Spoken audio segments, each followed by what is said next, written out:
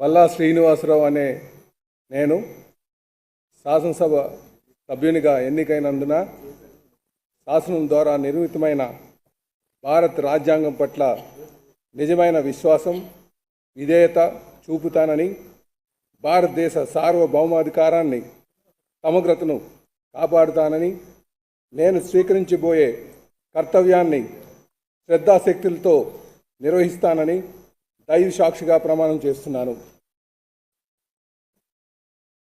ఆంధ్రప్రదేశ్ శాసనసభ సభ్యుడైన పల్లా శ్రీనివాసరావు అనే నేను సభా నియమాలకు కట్టుబడి ఉంటానని, వాటిని అనుసరిస్తానని, సభా మర్యాదలను పాటిస్తానని, సాంప్రదాయాలను గౌరవిస్తానని దైవ సాక్షిగా ప్రమాణం చేస్తున్నాను.